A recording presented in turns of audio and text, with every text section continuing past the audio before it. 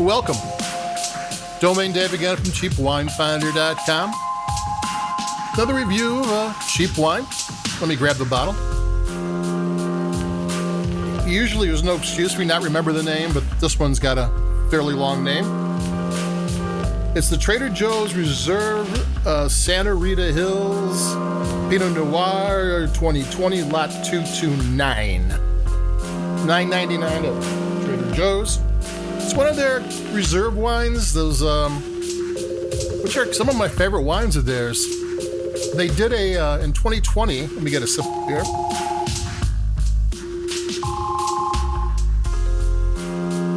They did a Platinum Reserve Santa Rita Hills Pinot Noir that was $14.99. This is a third or 2/3 the price.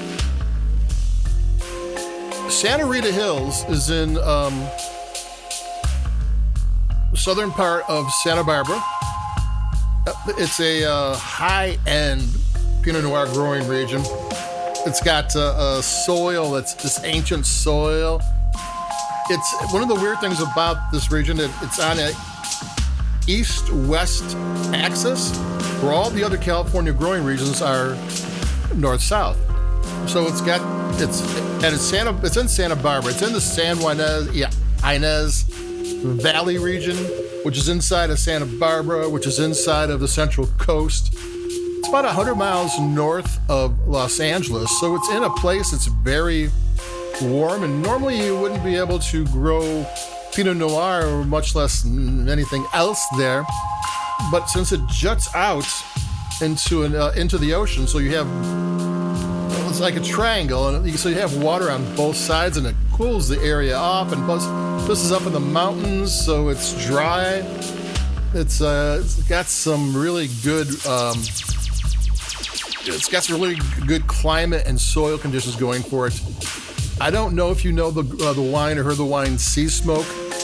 It's maybe it's an allocated wine. It might be the most sought after Pinot Noir from California. And it's from the Santa Rita Hills AVA. There's like 59 wineries there. It's not a huge area. And it's primarily Pinot Noir. Pinot Noir and Chardonnay are the two grapes it's known for. There's some other grapes they grow.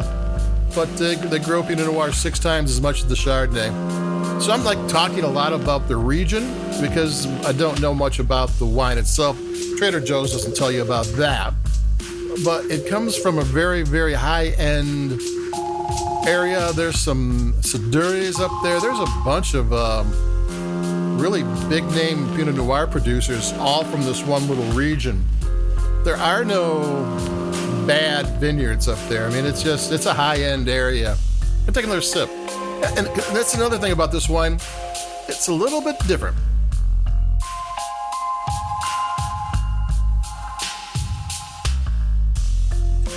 Some of the flavors are slightly candied. I mean, and it's got these tart flavors, and it's got these slightly candied. This is not a sweet wine, but it has that slightly candied, there's like a strawberry flavor. It's strawberry Twizzlers, and it's cocktail cherries, not ripe cherries. It's kind of weird. And I'm thinking to myself, do I like this? This is not what I usually get out of a Pinot Noir, but it's got so much complexity and different things going on. The spice has a rough edge to it, and there's some juicy plum, and there's black cherry and black pepper, and it's like I'm thinking about it. And I'm sipping it, and yeah, I do like it. This is not a classic California Pinot Noir. Often you get these inexpensive wines. They're trying to they're not trying to make their own thing. They're trying to make a classic wine, just like a nod to the past. But this one's got a nod to maybe Meiomi. How Meiomi Pinot Noir is a lot sweeter.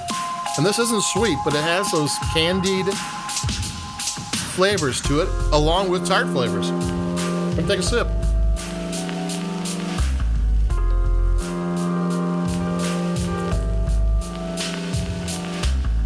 I like it. I mean, it's complex. I mean, it's complex in a way that $10 wines seldom are.